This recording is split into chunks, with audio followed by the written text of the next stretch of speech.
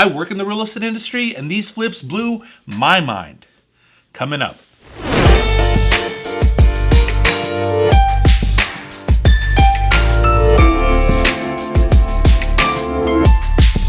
Hello, Alex Beltran here with your weekly dose of real estate, and we all know of flipping real estate. It's easily the most televised type of real estate, and with a little bit of movie magic, they make it seem super easy. And if you follow my channel, you know that I do not recommend flipping real estate because you miss out on all the benefits of real estate, let alone trying to buy a flipped property. Never buy a flipped property. I promise you.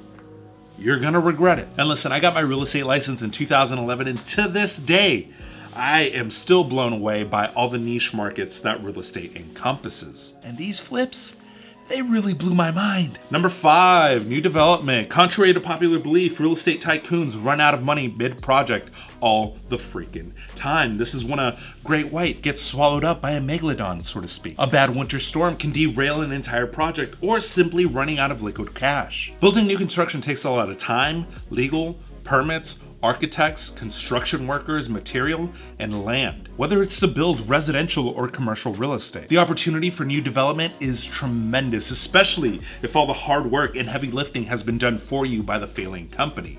Now, needless to say, these projects normally aren't available to the general public, mostly because of how expensive they are, but even if you have the money, you still have to be able to gamble a bit to navigate the upcoming problems and hope that red tape and bureaucracy doesn't derail you even further once the project is in your hands. Cross those fingers that a group of Ken and Karens aren't in city council and delay the progress until you go broke. Number 4, mobile home land. In case you didn't know, mobile homes pay a lot fee.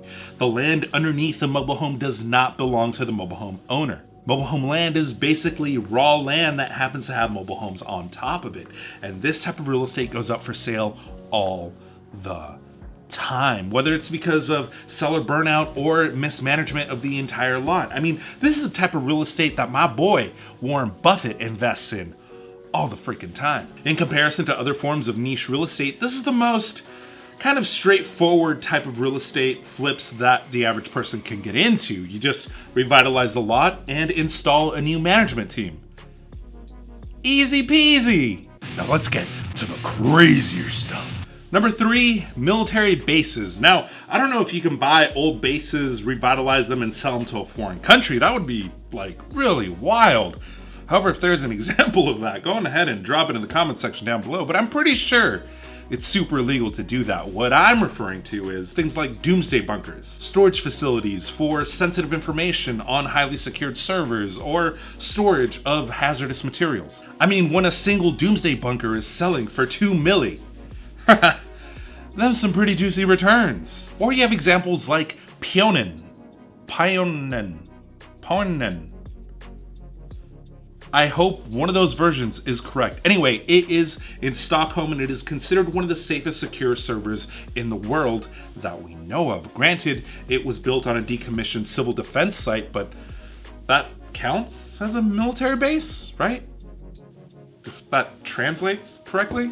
Here in the US, we have decommissioned military bunkers that store hazardous materials. Think of it like a public storage of hazardous materials. Depending on the type of hazardous materials, these contracts could span 100+ years. That is generational money. Your kids are gonna be the future brats of the world, crashing their Lamborghinis because they're so high on cocaine because they'll never have to work a day in their life.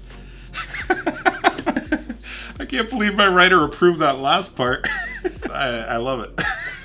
Number 2, mineral, air, and water rights. In case you didn't know, you own the land underneath your property. I mean, unless there is a clause saying otherwise, at least here in the US. I mean, you might be a multi-billionaire if there is lithium underneath your feet, like right now. Or, especially given the circumstances that we're living in as of the time of this recording, Texas tea, oil. Texas tea is oil. And all of those rights are for sale. Or something even more rare, treasure. Like in the case of the Arabia steamboat, the Arabia sank in the Missouri River in 1856. Over time, the Missouri River shifted and the boat ended up underneath a cornfield.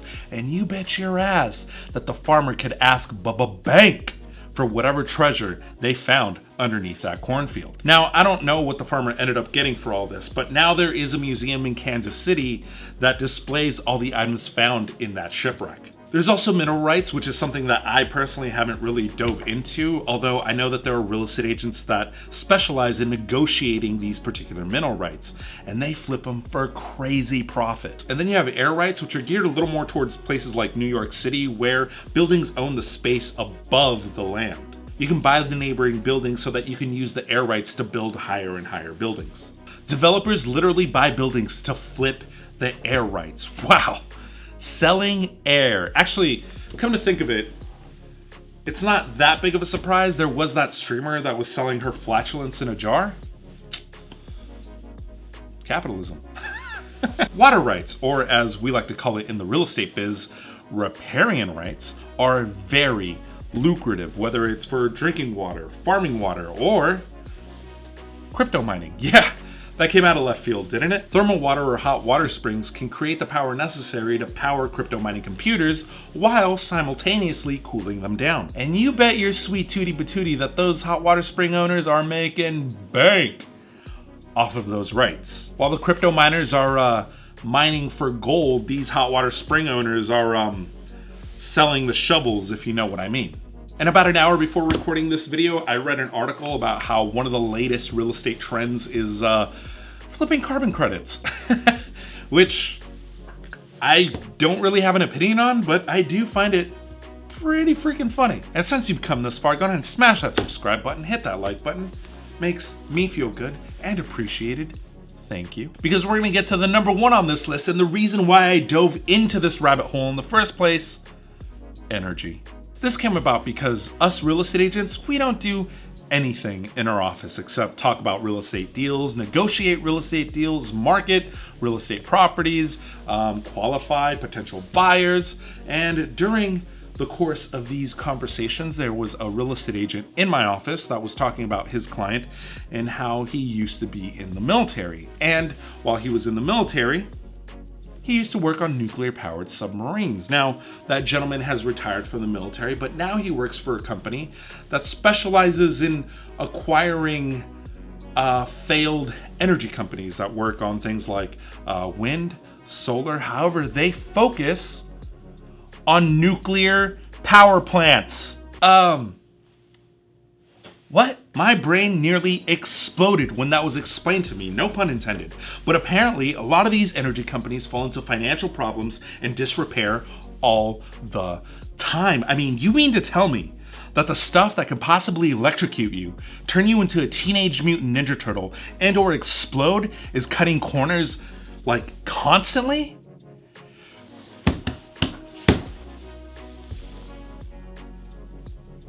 Look, this is a real estate channel, so I'm not going to talk about politics and infrastructure, but that's a pretty scary notion. In fact, a huge part of me is glad that there are companies that focus on purchasing failing and mismanaged energy companies and bringing them back up to modern spec and profitable again before they resell them. As long as they're not cutting corners themselves. I screwed that up, but leave it in.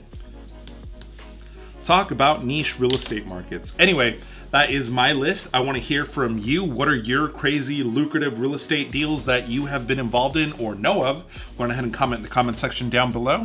And yeah, catch you guys next week. Peace.